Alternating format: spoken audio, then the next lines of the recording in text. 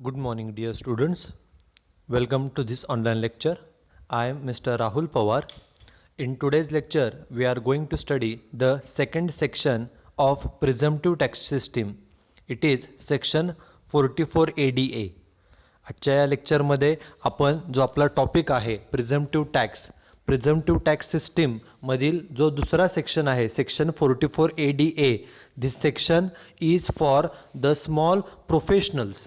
जे प्रोफेशनल व्यक्ती आहेत त्या व्यक्तींसाठी हा सेक्शन आहे. या सेक्शन म्हणजे काय आणि या सेक्शन अंतर्गत एखाद्या प्रोफेशनल व्यक्तीचं इन्कम कशा पद्धतीने कॅल्क्युलेट केलं जातं, कोणता प्रोफेशनल व्यक्ती या स्कीममध्ये सिलेक्ट करू शकतो, ही स्कीम निवडू शकतो, हे आपण या लेक्चरमध्ये आपण पाहणार आहोत. But before starting to this particular lecture we should complete the remaining part of the previous lecture. In the previous lecture we started with the section 44 AD.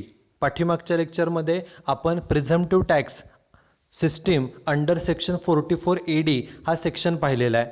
त्यामध्ये आपण पाहिलं की जे छोटे बिझनेसमन्स आहेत त्या छोट्या बिझनेसमनसाठी if any resident individual, if any resident HUF and if any resident partnership firm is running any business, then for these businessmen this scheme under section 44 AD has been designed by the income tax department.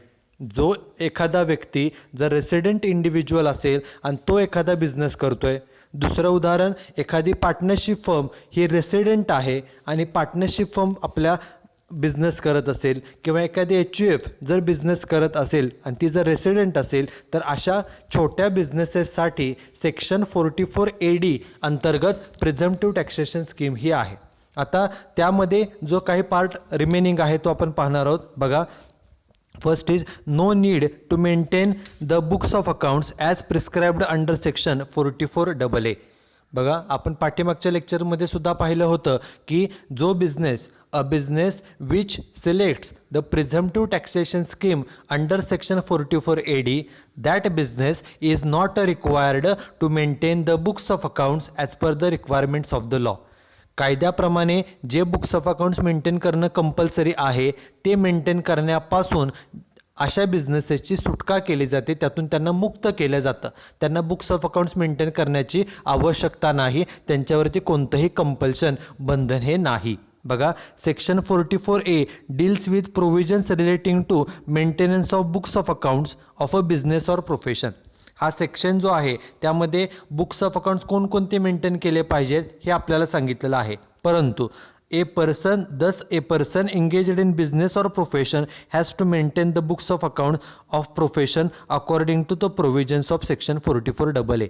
जो व्यक्ती एखादा business किंवा profession चालवत असेल त्या व्यक्तीला या section अंतर्गत बुक्स ऑफ अकाउंट्स मेंटेन करावे लागतात. परंतु पुढे काय सांगितलं बघा, in case of a person engaged in a business, एखादा व्यक्ती आहे त्या व्यक्तीचा बिझनेस आहे and has opted for the presumptive taxation scheme under section 44 AD. एखाद्या व्यक्तीने प्रिझम्प्टिव्ह टॅक्सेशन स्कीम अंतर्गत सेक्शन 44 AD अंतर्गत जर ही प्रिझम्प्टिव्ह टॅक्सेशन स्कीम निवडली असेल तर the provisions of section 44 AA relating to maintenance of books of accounts will not apply. म्हणजेच काय, जो बिझनेस प्रिझम्प्टिव्ह टॅक्सेशन स्कीम अंतर्गत निवड करेल, प्रिझम्प्टिव्ह टॅक्सेशन स्कीम निवडेल, सिलेक्ट करेल, अशा बिझनेसला हे जे बुक्स ऑफ अकाउंट्स मेंटेन करावे लागतात सेक्शन 44 AA प्रमाणे हे नियम अशा बिझनेसला लागू होणार नाहीत. म्हणजेच काय, in other words, if a person adopts the provisions of section 44 AD, जो बिझनेस सेक्शन 44 AD प्रमाणे प्रिझम्प्टिव्ह टॅक्सेशन स्कीम निवडेल and declares his income at the rate 6% or 8% of the turnover. टर्नओव्हरच्या सेल्सच्या 6% किंवा 8% इन्कम डिक्लेअर करेल अशा बिझनेसेसला then he is not required to maintain the books of accounts as provided under section 44 AA in respect of businesses. Okay, section 44 AA प्रमाणे जे जे books of accounts maintain करावे लागतात ते मेंटेन करण्याची अशा बिझनेसला कोणतीही आवश्यकता नाही. म्हणजे कंपल्शन नाही, करायचं असेल तर तो business books of accounts maintain केला तरी चालेल, परंतु कोणतंही कायद्यानं बंधनकारक ते केलं जात नाही. परंतु कोणत्या बिझनेसेसला, जो बिझनेस सेक्शन 44AD प्रमाणे स्वतःच्या बिझनेसशी 44AD अंतर्गत प्रिझम्प्टिव्ह टॅक्स सिस्टीम निवडेल, सिलेक्ट करेल, त्या बिझनेसला असे बुक्स ऑफ अकाउंट्स मेंटेन करण्याचं बंधन राहत नाही. आणि आता पुढचं पॉईंट बघा, लास्ट पॉईंट ह्यामधले जो आहे बघा, payment of advance tax in respect of income from business covered under section 44AD. आपण जे म्हणतो की ह्या अंतर्गत presumptive taxation scheme under section 44AD अंतर्गत जर एखाद्या बिझनेसनं हा ऑप्शन सिलेक्ट केला असेल तर त्यांनी त्यांचं ॲडव्हान्स टॅक्सचं पेमेंट कसं करायचं बघा. Any person opting for presumptive taxation scheme under section 44AD is liable to pay whole amount of advance tax on or before 15 March of previous year. 15 March आपलं वर्ष संपतं 31 मार्चला, 31 मार्चच्या अगोदर, 15 मार्चच्याच अगोदर, महिना वर्ष संपतं 31 मार्चला, त्या महिन्यामध्ये 15 मार्चच्या अगोदर पूर्ण रक्कम ॲडव्हान्स टॅक्सची whole amount, full amount of advance tax should be paid. आणि जर पेड नाही केला, if he fails to pay the advance tax by 15 March he shall be liable to pay interest. Okay, जर आपण वेळेमध्ये 15 मार्चच्या पूर्वी पूर्ण टॅक्स पेड केला नाही तर मात्र त्याच्यानंतर इंटरेस्ट, दंड म्हणून आपल्याला पेड करावा लागतो. पुढे बघा नोट काय सांगितले, any amount paid by way of advance tax on or before 31st day of March shall also be treated as advance tax paid during the financial year ending on that day. Okay, 31 March पूर्वी जरी तुम्ही तो amount paid केली तर त्याला advance tax paid केला असं मानलं जातं. आता पुढे बघा, provisions to be applied if a person does not opt for the presumptive taxation scheme of section 44AD and declares income at a lower rate that is at less than 8%. एखादा business आहे, त्या बिझनेसनं ही जी scheme आहे he does not opt, त्याने ही scheme निवडलेली नाही, ही scheme select केलेली नाही, परंतु त्यानं स्वतःच्या बिझनेसचं किती इन्कम डिक्लेअर केलं आहे तर 8%पेक्षा कमी. ओके, 8%पेक्षा जर इन्कम कमी आहे असं सांगितलं असेल, ही स्कीम पण निवडलेली नाही आणि तरीसुद्धा तो बिझनेसमन म्हणतोय की जे एकूण सेल्स आहेत बिझनेसचे त्याच्या 8%पेक्षा माझं इन्कम कमी आहे, तर बघा, a person can declare income at lower rate that is at less than 6% or 8%. 6%, 8%पेक्षा पण तुम्ही इन्कम कमी दाखवू शकता, परंतु however if he does so, जर त्या बिझनेसमधनं इन्कम 6% किंवा 8%पेक्षा पण कमी दाखवलं, डिक्लेअर केलं, and his income exceeds the maximum amount which is not chargeable to tax. Okay, आणि त्याचं इन्कम हे जर काय सांगितलं, and his income exceeds the maximum amount which is not chargeable to tax, आणि जर त्याच्या इन्कम जे आहे ते एवढं कमी येते की त्याला नॉट चार्जेबल टू टॅक्स, म्हणजे त्याला कोणताच टॅक्स भरावा लागत नसेल इन्कम कमी डिक्लेअर केल्यामुळे, तर he is required to maintain the books of accounts as per provisions and also gets his books of accounts audited. Okay, हे व्यवस्थित समजून घ्या. त्यांनी सांगितलं आहे जर एखादा बिझनेस आहे त्या बिझनेसनं प्रिझम्प्टिव्ह टॅक्स सिस्टीम सिलेक्ट केलेली नाही, निवडली नाही, आणि तरीसुद्धा त्या बिझनेसनं स्वतःचं इन्कम हे सेल्सच्या 6% किंवा 8%पेक्षा कमी डिक्लेअर केला असेल, इन्कम कमी आहे असं डिक्लेअर केलं असेल, आणि इन्कम कमी डिक्लेअर केल्यामुळे जर कोणताही टॅक्स त्या बिझनेसला द्यावा लागत नसेल तर त्या बिझनेसनं स्वतःचे books of accounts compulsory maintain करायचेच, आणि बुक्स ऑफ अकाउंट्सचं ऑडिट करून घेणं हे सुद्धा कंपल्सरी आहे. हे कशासाठी केलेलं आहे, कारण की काही बिझनेसमन आपलं इन्कम कमी दाखवतात जेणेकरून कमी टॅक्स भरावा लागावा म्हणून. ओके, जर एखाद्या बिझनेसने 6% किंवा 8%पेक्षा कमी इन्कम आहे असं जर डिक्लेअर केलं तर त्या बिझनेसला बुक्स ऑफ अकाउंट्स तर मेंटेन करावे लागतातच, प्लस त्यांचं बुक्स ऑफ अकाउंट्स हे ऑडिटसुद्धा करून घ्यावे लागतात, तपासूनसुद्धा घ्यावे लागतात. Then the last part is consequences if a person opts out from the presumptive taxation scheme of section 44AD. एखाद्या बिझनेसनं प्रिझम्प्टिव्ह टॅक्सेशन स्कीम सिलेक्ट केलेली होती, ओके, काही वर्ष, आणि जर एखाद्या वर्षी जर त्या बिझनेसनं ही स्कीम पुन्हा काढून घेतली, पुन्हा ह्या स्कीममधून जी सिलेक्ट केलेली होती त्यातून तो बाहेर पडला, ही स्कीम नको, रेग्युलर टॅक्सेशन स्कीममध्ये जर त्यानं सिलेक्ट केलं असेल तर काय होईल बघा, if a person opts for presumptive taxation scheme then he is also required to follow the same scheme for the next 5 years. म्हणजे काय बघा, जर एखाद्या बिझनेसमनने ही प्रिझम्प्टिव्ह टॅक्सेशन स्कीम सिलेक्ट केली तर पुढचे 5 वर्ष ही स्कीममध्ये त्या व्यक्तीला राहावं लागतं. If he failed to do so, जर 5 वर्षाच्या आत त्याने ही स्कीम सोडली तर presumptive taxation scheme will not be available for him for the next 5 years. Okay, एखाद्या बिझनेसमननं प्रिझम्प्टिव्ह टॅक्सेशन स्कीम निवडलेली होती.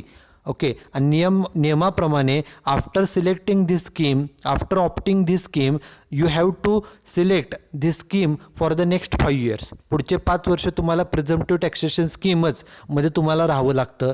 पण जर एखाद्यानं ही स्कीम मधूनच सोडली असेल तर तिथून पुढचे 5 वर्ष तुम्ही ह्या स्कीमला पुन्हा निवडू शकत नाही.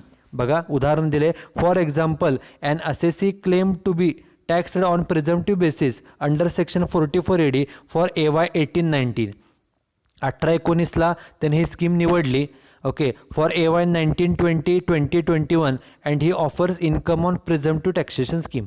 18-19ला स्कीम निवडली, पुढचे 2 वर्ष त्याच प्रिझम्प्टिव्ह स्कीमप्रमाणे टॅक्सेशन चालू होतं. हावेवर फॉर AY 20-21 2020-21मध्ये he did not opt for presumptive taxation scheme. 20-21मध्ये त्याने ही स्कीम सिलेक्ट केली नाही. कधी निवडली नाही? 20-21मध्ये. मग आता तिथून पुढचे 5 वर्ष बघा. In this case he will not be eligible to claim the benefit of presumptive taxation scheme for the next 5 assessment years. ज्या वर्षी तुम्ही ती स्कीम सोडलेली आहे तिथून पुढचे 5 वर्ष.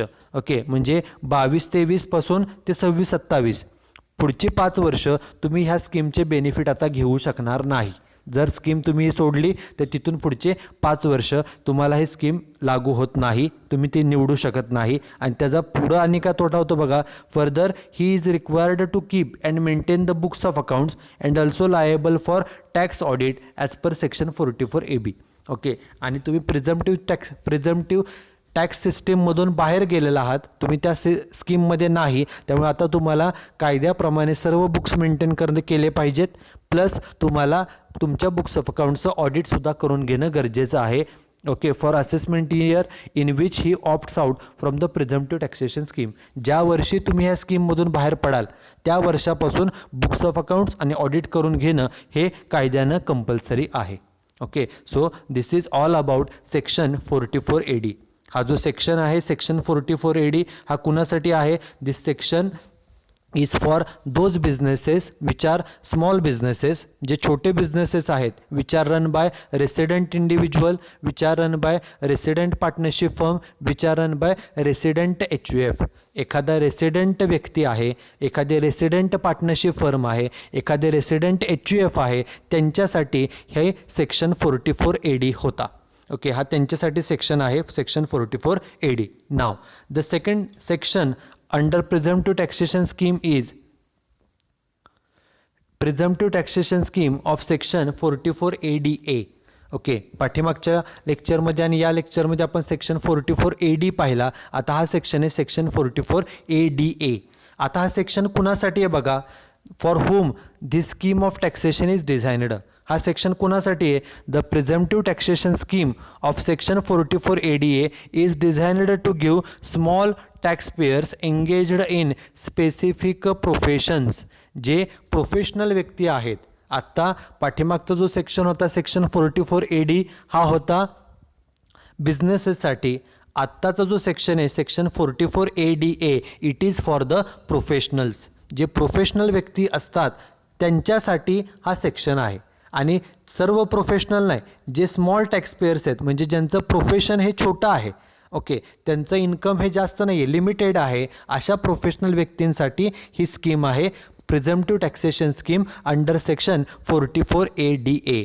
आता बघा ही स्कीम कुणासाठी आहे? पहिल्यांदा eligible persons who can take advantage of this presumptive taxation scheme under section 44ADA.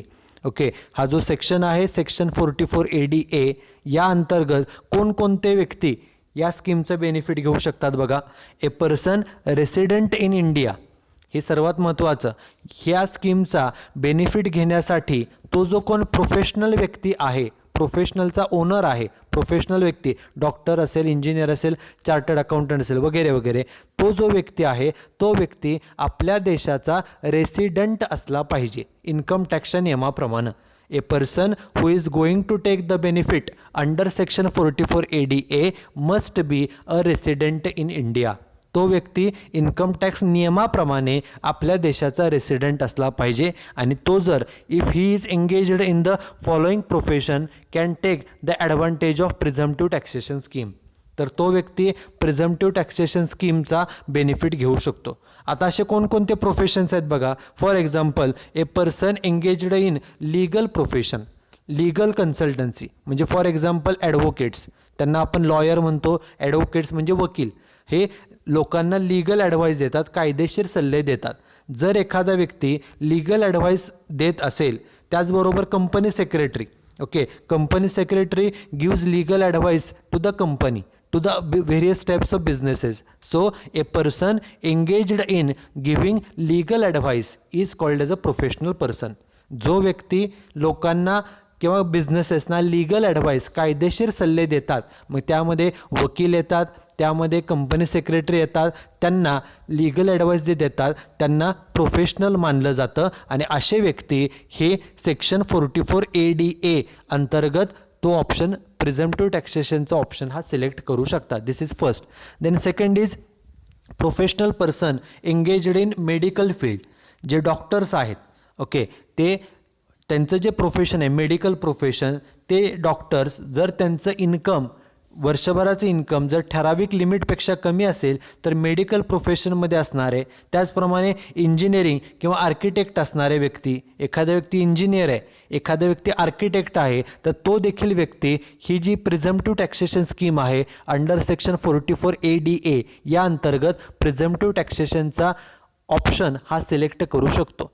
त्याचबरोबर ए person engaged in providing accountancy services, okay, businesses जे आहेत वेगवेगळ्या प्रकारचे बिझनेसेस, त्या बिझनेसेसचं जे काही अकाउंटिंग केलं जातं, मग तो सोल प्रोप्रायटरी बिझनेस असेल, पार्टनरशिप असेल, HUF असेल, कंपनी असेल, कोऑपरेटिव्ह सोसायटी असेल, और any other form of business, if any person is engaged in providing different accountancy services to these different businesses, then that particular person, individual person receives income from this job. या कामातून त्याला जे काही income मिळेल ते जे income आहे हे त्याच्या प्रोफेशनचं, accountancy is also treated as a profession. Okay, जो व्यक्ती अकाउंटिंगची कामे करून देतो त्याला प्रोफेशनल म्हटलं जातं आणि हा व्यक्ती देखील presumptive taxation scheme under section 44ADA हा ऑप्शन तो सिलेक्ट करू शकतो. त्यानंतर आणि कोण इलिजिबल आहे बघा. A person who is engaged or who provides interior decoration service. Okay, एखादं घर असेल, एखादा बंगलो असेल, एखादी इमारत असेल, त्या घरामधील, बंगलोमधील, इमारतीमधील जे इंटिरियर डेकोरेशन केलं जातं, डेकोरेशन करून देणारे काही लोक असतात, ओके, त्यांची सर्व्हिस ही सुद्धा प्रोफेशनल सर्व्हिस मानली जाते आणि ते व्यक्तीसुद्धा ही स्कीम ही सिलेक्ट करू शकतात. त्यानंतर आहे टेक्निकल कन्सल्टन्सी. ओके, जी लोक टेक्निकल कन्सल्टन्सी देतात, टेक्निकल ज्या गोष्टी असतात, तांत्रिक बाबी यामधील सल्ला पुरवतात, सल्ला देतात लोकांना, त्यांना देखील ते व्यक्ती देखील ही जी प्रिझम्प्टिव्ह टॅक्सेशनची स्कीम आहे ती स्कीम निवडू शकतात. आणि सर्वात शेवटी सांगितलं आहे any other profession as notified by CBDT. त्यामध्ये फॉर एक्झाम्पल जे कोण प्रोफेशनल असतात, फॉर एक्झाम्पल स्पोर्ट्स पर्सन असतील, ओके, किंवा स्पोर्ट्स रिलेटेड काही सर्व्हिसेस आहेत, ते लोकंसुद्धा ह्या प्रोफेशनल पीपल म्हणून ते कन्सिडर केले जातात. आणि ही जी स्कीम आहे ही स्कीम अशा प्रोफेशनल व्यक्तींसाठी आहे की J for example legal service provide करतात, मेडिकल सर्व्हिस प्रोव्हाइड करतात, इंजिनिअरिंग और आर्किटेक्चरल सर्व्हिस प्रोव्हाइड करतात, टेक्निकल कन्सल्टन्सी देतात, बिझनेसेसचं अकाउंटिंगची कामं करून देतात, इंटिरियर डेकोरेशनची सर्व्हिस प्रोव्हाइड करून देतात. हे जे कोण प्रोफेशनल लोक आहेत हे सर्व्हिसेस देणारे, legal service, medical service, wait a minute, legal service असेल, मेडिकल सर्व्हिस असेल, engineering, architecture, accountancy, technical consultancy, त्या प्रोफेशनल लोकांसाठी हा सेक्शन 44ADA आहे. आता काय सांगितलं बघा. Manner of computation of taxable income in case of a person adopting presumptive taxation scheme under section 44ADA. म्हणजे एखाद्या प्रोफेशनल व्यक्तीने हा जे काय पॅराग्राफ आहे हा सर्वात महत्त्वाचा आहे. जसं आपण पाठीमागच्या सेक्शनमध्ये पाहिलं की एखाद्या बिझनेसचे जे काही सेल्स असतात त्या सेल्सच्या 6% किंवा 8% हे इन्कम मानलं जातं. त्याचप्रमाणे आत्ताचा जो सेक्शन आहे सेक्शन 44ADA हा सेक्शन कोणासाठी आहे? This section is for the professional peoples like doctor, engineer, consultants, like company secretary, like for example accountancy providers etcetera etcetera. मग हे जे प्रोफेशनल व्यक्ती आहेत यांचं जे काय प्रोफेशन आहे ते प्रोफेशन रन करून त्यांना काही इन्कम्स मिळतात, त्याला आपण रिसीट्स असं म्हणतो. हे प्रोफेशन चालवण्यासाठी काही खर्च होतात, त्याला आपण एक्सपेंडिचर असं म्हणतो. मग एखाद्या प्रोफेशनल व्यक्तीने जर presumptive taxation scheme under section 44ADA ही जर स्कीम सिलेक्ट केली तर त्यांचं इन्कम कसं कॅल्क्युलेट केलं जातं बघा. तर in case of a person adopting the provisions of section 44ADA एखाद्या व्यक्तीने प्रोफेशनल व्यक्तीने जर ही स्कीम सिलेक्ट केली, income will be computed on presumptive basis. Income कसं कॅल्क्युलेट केलं जाईल? प्रिझम्प्टिव्ह बेसिस. ओके, कशा पद्धतीनं? ॲट द रेट, हे सर्वात महत्त्वाचं, 50% of total gross receipts of the profession. म्हणजेच काय? प्रोफेशन रन करून एकूण आपल्याला किती रिसीट्स मिळालेत, एकूण इन्कम किती मिळालं होता त्याच्या 50% हे त्या प्रोफेशनचं इन्कम मानलं जातं. केअरफुली बघा, प्रोफेशन जे आहे वर्षभर प्रोफेशन रन करून एकूण जेवढे पैसे मिळाले होते त्यापैकी त्याच्या 50% 50% हे त्या प्रोफेशनचं इन्कम आहे असं मानलं जातं.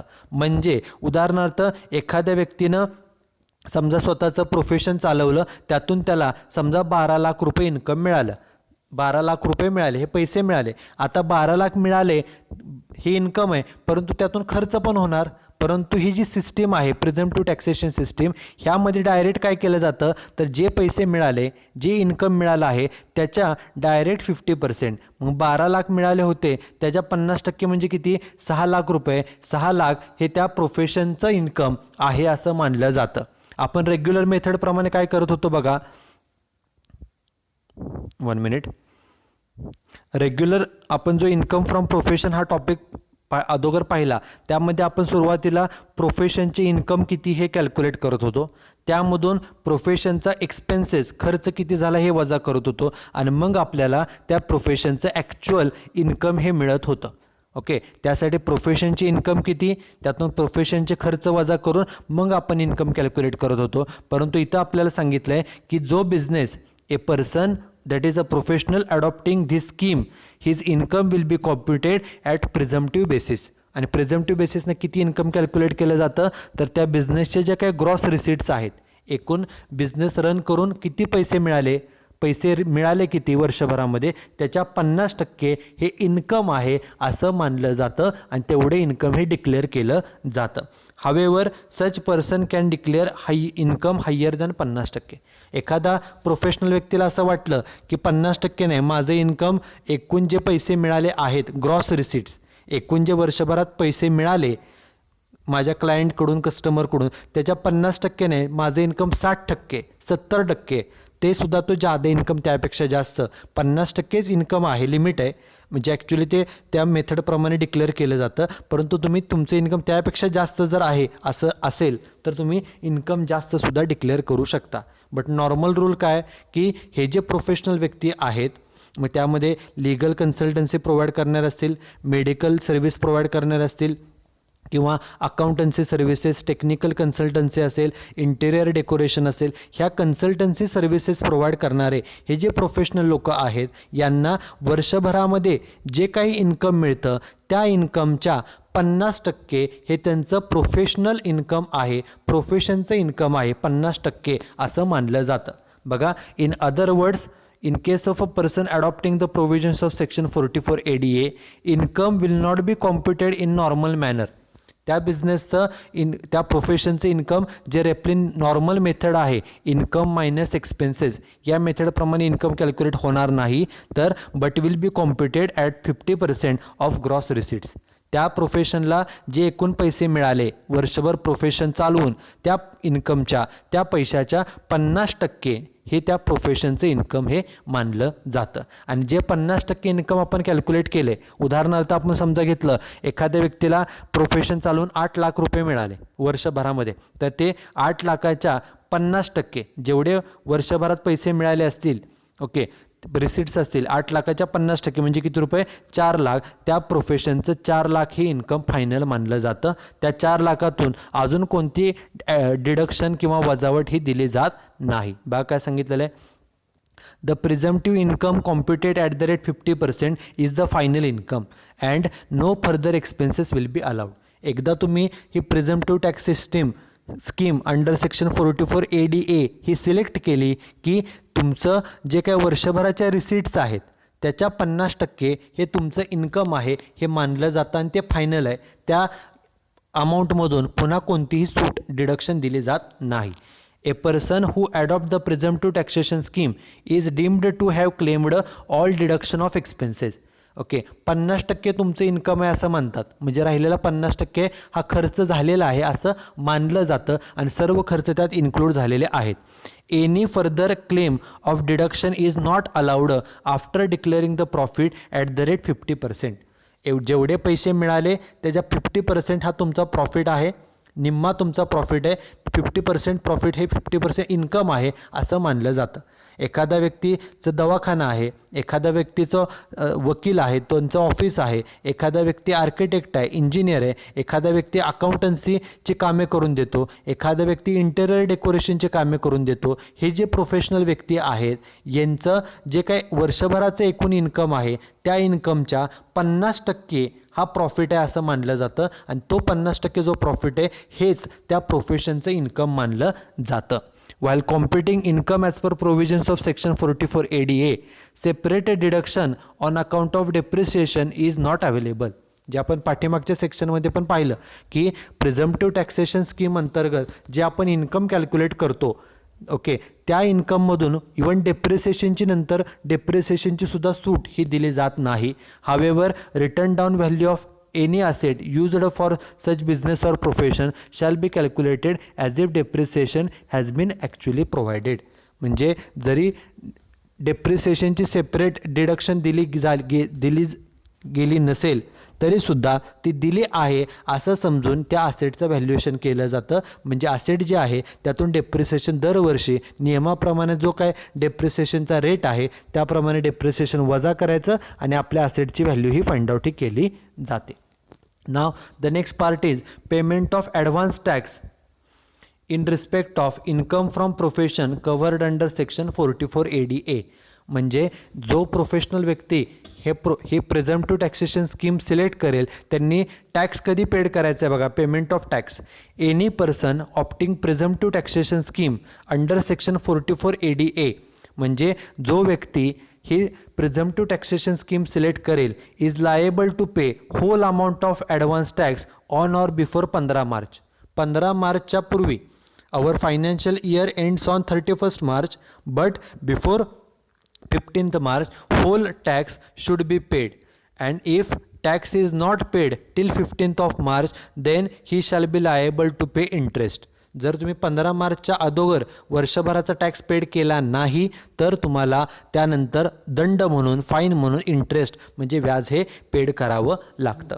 आता एखादा प्रोफेशनल व्यक्ती आहे, तो डॉक्टर आहे, तो वकील आहे, तो इंजिनियर आहे, तो आर्किटेक्ट आहे, तो अकाउंटन्सी सर्व्हिस देतो, इंटिरियर डेकोरेटर आहे. हे जे प्रोफेशनल व्यक्ती आहेत, सपोज एखाद्या प्रोफेशनल व्यक्तीने ही जे काही 44ADA अंतर्गत प्रिझम्प्टिव्ह टॅक्सेशन स्कीम जर सिलेक्ट केली तर त्यांना बुक्स ऑफ अकाउंट्स मेंटेन करावे लागतात का बघा. Maintenance of books of accounts if a person selects this presumptive taxation scheme. बघा, in case of a person engaged in specified professions, जे ठराविक प्रोफेशन्स आपण मगाशी पाहिले त्यामध्ये मेडिकल प्रोफेशन म्हणजे डॉक्टर, लीगल प्रोफेशन म्हणजे वकील, आर्किटेक्ट, इंजिनियर, त्यानंतर अकाउंटन्सी सर्व्हिसेस असतील, इंटिरियर डेकोरेशन असेल, ह्या ज्या काही प्रोफेशनल व्यक्ती आहेत, जर एखाद्या व्यक्तीने ही या प्रोफेशनमध्ये काम करत असेल and opts for presumptive taxation scheme under section 44ADA, अशा प्रोफेशनल व्यक्तीने जर या स्कीम सिलेक्ट केली तर the provisions of section 44AA relating to maintenance of books of accounts will not apply. म्हणजे सेक्शन 44AA प्रमाणे जे बुक्स ऑफ अकाउंट्स मेंटेन करावे लागतात ते अशा प्रोफेशनल व्यक्तींना करावे लागणार नाहीत. थोडक्यामध्ये एका वाक्यामध्ये सांगायचं झालं तर a professional person who selects the presumptive taxation scheme under section 44ADA, जो प्रोफेशनल व्यक्ती ही जी स्कीम आहे presumptive tax scheme under section 44ADA ही स्कीम जो निवडेल त्याला जे बुक्स ऑफ अकाउंट्स मेंटेन करावे लागतात ते कंपल्सरी करावे लागतात, ते मेंटेन करण्याची काहीही आवश्यकता नाही. In other words, if a person opt for provisions of section 44ADA and declares income at the rate 50% of gross receipts, okay, जे 44ADA प्रमाणे ऑप्शन सिलेक्ट करतात ते त्यांचे इन्कम जेवढे त्यांना वर्षभरात पैसे मिळाले त्याच्या 50% इन्कम आहे असं डिक्लेअर करतात, then he is not required to maintain the books of accounts in respect of such profession. त्यांच्या प्रोफेशनचे जे बुक्स ऑफ अकाउंट्स आहेत ते मेंटेन करण्याचं कोणतंही कंपल्शन राहत नाही. ओके, त्यामुळे जर जे काय हे जे प्रिझम्प्टिव्ह टॅक्स स्कीम्स आहेत ह्या कशासाठी आहेत तर जे छोटे बिझनेसमन्स आहेत, छोटे प्रोफेशनल्स आहेत, त्यांना बुक्स ऑफ अकाउंट्स मेंटेन करण्यासाठी जास्त वेळ खर्च करावा लागतो. त्यांना त्यांचे बुक्स ऑफ अकाउंट्स ऑडिट करून घ्यावे लागतात. मग हे जे काय बुक्स ऑफ अकाउंट्स मेंटेन करण्याचं काम आहे, हे जे काय ऑडिट करून घेण्याचं काम आहे, यामधून सुटका मिळावी, यामधून सूट मिळावी म्हणून ही प्रिझम्प्टिव्ह टॅक्सेशन स्कीम आहे. पाठीमागच्या लेक्चरमध्ये आपण presumptive tax scheme under section 44AD पाहिलं, ते होतं बिझनेसेससाठी, जे छोटे बिझनेसेस आहेत त्यांच्यासाठी.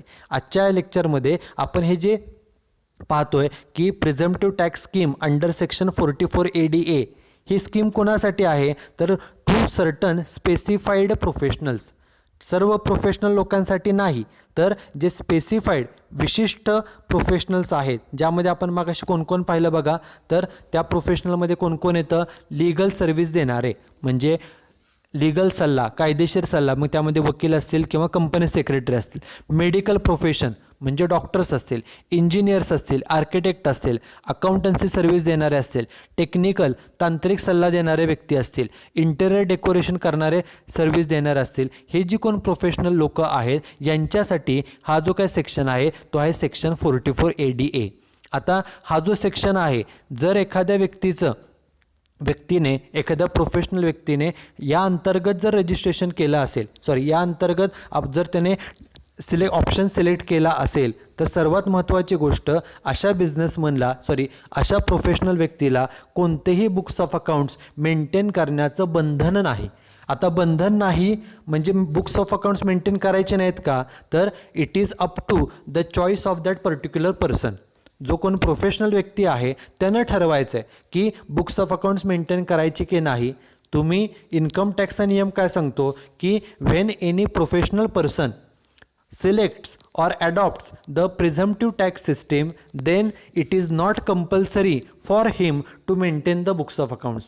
कायद्याप्रमाणे त्याला बुक्स ऑफ अकाउंट्स मेंटेन करण्याचं कोणतंही बंधन नाही. त्यानं नाही बुक्स ऑफ अकाउंट्स मेंटेन केले तरीसुद्धा चालू शकतात. परंतु यातून जर एखाद्या प्रोफेशनलला वाटलं की नाही मला बुक्स ऑफ अकाउंट्स मेंटेन करायचे तरीसुद्धा त्यानं केले तरी चालू शकतात. But it is not compulsory on him to maintain the books of accounts. Books of accounts maintain करण्याचं कंपल्शन नाही. Even it is not compulsory to get the books of accounts audited. तुम्ही बुक्स ऑफ अकाउंट्स मेंटेन केले असतील तरच तुम्ही audit करू शकता. तुम्ही बुक्स ऑफ अकाउंट्स मेंटेन केले नाहीत तर ऑडिट करण्याचा प्रश्नसुद्धा येत नाही. ओके, आणि हे जे प्रोफेशनल लोक असतात त्यांना त्यांचं प्रोफेशन रन करण्यासाठी वेळ हवा असतो. जर त्यांनी बुक्स ऑफ अकाउंट्स मेंटेन करण्यामध्ये जर वेळ खर्च केला तर ते त्यांच्यासाठी डिफिकल्ट जातं आणि त्यांचा वेळ वाचावा. हे जे बुक्स ऑफ अकाउंट्स मेंटेन करण्याचं काम आहे, ऑडिट करून घेण्याचं काम आहे, यातून या प्रोफेशनल लोकांची सुटका व्हावी, त्यातून त्यांना सूट मिळावी म्हणूनच ही प्रिझम्प्टिव्ह टॅक्सेशन स्कीम आहे. ओके, त्यापैकी आपण कालच्या लेक्चरमध्ये प्रिव्हियस लेक्चरमध्ये आपण presumptive taxation scheme under section 44AD पाहिली. या लेक्चरमध्ये presumptive taxation scheme under section 44ADA जी स्कीम प्रोफेशनल लोकांसाठी आहे ती आपण यामध्ये पाहत आहोत. आणि आत्ता आपण काय पाहिलं की जर एखाद्या प्रोफेशनलने ही स्कीम सिलेक्ट केली असेल, प्रिझम्प्टिव्ह टॅक्सेशन स्कीम निवडली असेल, तर त्या बिझनेसला कोणतेही बुक्स ऑफ अकाउंट्स मेंटेन करण्याची आवश्यकता नाही. And last part of this lecture is provisions to be applied if a person does not opt for the presumptive scheme under section 44 ADA and declares his income from profession at lower rate that is less than 50%. आता सर्वच professional व्यक्ती, सर्वच professionals काय ही presumptive tax scheme select करतील, निवडतील असं नाही. समजा एखादा प्रोफेशनल व्यक्ती आहे, तो डॉक्टर असेल, इंजिनियर असेल, आर्किटेक्ट असेल, ॲडव्होकेट असेल, कन्सल्टंट असेल किंवा आणि कोणीही असेल. ओके, जर त्याचं प्रोफेशन आहे आणि त्या व्यक्तीने त्याच्या प्रोफेशनचं income, if he declares his professional income less than 50% of total gross receipts, त्या प्रोफेशनच्या ज्या काही वर्षभराच्या रिसीट्स आहेत त्याच्या 50%पेक्षा कमी जर त्यानं लोअर इन्कम डिक्लेअर केलं, कमी इन्कम आहे असं जर डिक्लेअर केलं, तर काय केलं जातं बघा, a person can declare income at a lower rate. तुम्ही इन्कम कमी आहे असं दाखवू शकता, लेस दॅन 50%. एकूण ज्या काही ग्रॉस रिसीट्स आहेत, जे काही वर्षभरामध्ये तुम्हाला इन्कम मिळालं आहे त्याच्या 50%पेक्षा कमी तुमचं इन्कम आहे हे तुम्ही डिक्लेअर करू शकता. A person can declare income at lower than 50%. However if he does so, एखाद्या प्रोफेशनल व्यक्तीने त्या स्वतःच्या प्रोफेशनचे इन्कम 50%पेक्षा कमी डिक्लेअर केलं असेल and his income is exceeds the maximum amount which is not chargeable to tax, आणि त्याचं इन्कम असं आहे की त्याला कोणताही टॅक्स द्यावा लागत नाही, नॉट चार्जेबल टू टॅक्स, त्याला जर कोणताही टॅक्स भरावा लागत नसेल इन्कम कमी डिक्लेअर केल्यामुळे, then he is required to maintain the books of accounts as per the provisions and get his books of accounts audited. कारण काही प्रोफेशनल व्यक्ती अशा असतात, ते टॅक्स बुडवण्यासाठी स्वतःचं इन्कम कमी आहे असं डिक्लेअर करतात. ओके, जर एखाद्या प्रोफेशनल व्यक्ती आहे त्यानं ही जी काही प्रिझम्प्टिव्ह टॅक्स स्कीम आहे ही निवडलेली नाही, सिलेक्ट केलेली नाही, तो रेग्युलर टॅक्स सिस्टीममध्ये आहे, प्रिझम्प्टिव्ह टॅक्स सिस्टीममध्ये नाही, रेग्युलर टॅक्स सिस्टीममध्ये, आणि त्या प्रोफेशनल व्यक्तीनं जर त्याच्या प्रोफेशनचं इन्कम हे 50%पेक्षा कमी आहे, एकूण रिसीट्सच्या 50%पेक्षा कमी आहे असं जर डिक्लेअर केलं, तर खरंच त्याचं इन्कम कमी आहे का हे कन्फर्म करण्यासाठी it is necessary that the professional should maintain all the books of accounts as per the requirement of the law and he should get his books of accounts audited from the qualified person like a chartered accountant. जर त्या व्यक्तीने स्वतःचं income हे जर कमी आहे, 50%पेक्षा कमी आहे असं जर डिक्लेअर केलं असेल, तर त्याचं डिक्लेअर केलेलं इन्कम हे खरं इन्कम आहे का हे फाइंड आउट करण्यासाठी त्याला बुक्स ऑफ अकाउंट्स तर मेंटेन करावे लागतातच, आणि त्याचप्रमाणे ते books of accounts accurately maintain केले आहेत का हे सुद्धा कन्फर्म करण्यासाठी त्या बुक्स ऑफ अकाउंट्सचं ऑडिट करून घेणं हे सुद्धा कायद्याप्रमाणे कंपल्सरी आहे. Okay, so this is all about section 44 ADA. Okay, in this particular lecture we studied this particular section 44 ADA, and as I said earlier that this section is to give relief to the small taxpayers who are running any profession. जे छोटे professional व्यक्ती आहेत, ज्यामध्ये legal service देणारे वकील असतील, company secretary असतील, medical profession म्हणजे डॉक्टर्स असतील, इंजिनियर्स किंवा आर्किटेक्ट, अकाउंटन्सी सर्व्हिस देणारे असतील, टेक्निकल कन्सल्टन्सी सल्ला देणारे लोक असतील किंवा इंटेरियर डेकोरेशन सर्व्हिस देणारे लोक असतील, ती लोक हे presumptive tax system under section 44 ADA हा ऑप्शन निवडू शकतात. आणि जर त्यांनी हा ऑप्शन निवडला, सिलेक्ट केला, तर जे काय त्यांचं वर्षभराच्या टोटल रिसीट्स आहेत, वर्षभराचं एकूण इन्कम आहे, त्याच्या एकूण रिसीटच्या 50%, समजा एखाद्या बिझनेसच्या रिसीट 7 लाख असतील, तर 7 लाखाच्या 50% म्हणजे निम्म, 7 लाखाचे निम्म किती येतं सांगा, तर 3,50,000. 3,50,000 हे त्या प्रोफेशनचं इन्कम हे मानलं जातं. जेवढं वर्षभराच्या रिसीट्स असतील त्याच्या 50% हे त्या प्रोफेशनचं इन्कम आहे असं मानलं जातं. आणि या प्रोफेशनलचा जो काय टॅक्स असेल तो टॅक्स 15 मार्च, वर्षभराचा जो काय टॅक्स आहे तो 15 मार्चच्या अगोदर हा गव्हर्नमेंटला पेड करावा लागतो. जर 15 मार्च होऊन गेला त्याच्यानंतर टॅक्स पेड केला तर आपल्याला गव्हर्नमेंटला इंटरेस्ट, फाईन म्हणून, दंड म्हणून आपल्याला व्याजसुद्धा पेड करावं लागतं. आणि जो प्रोफेशनल व्यक्ती ही प्रिझम्प्टिव्ह टॅक्स सिस्टीम सिलेक्ट करेल, निवडेल, त्या व्यक्तीला त्या प्रोफेशनचे कोणतेही बुक्स ऑफ अकाउंट्स मेंटेन करणं हे बंधनकारक नाही. हे सर्वात महत्त्वाचं. आणि जर एखाद्या व्यक्तीने प्रोफेशनलने इन्कम कमी डिक्लेअर केला असेल, ओके 50%पेक्षा कमी, परंतु तो प्रिझम्प्टिव्ह टॅक्सेशनला नाही आहे, तर मात्र त्याच्या बुक्स ऑफ अकाउंट्सचं ऑडिट हे केलं जातं to confirm whether the income declared by that professional is accurate or not. Okay, so this is all about section 44ADA. Okay, in this lecture we have studied the remaining part of section 44AD and we have completed new, that is second section, which is section 44ADA. Now in the next lecture we are going to study the third and last section for presumptive taxation system. Okay, so that's it with today's lecture. Thank you very much.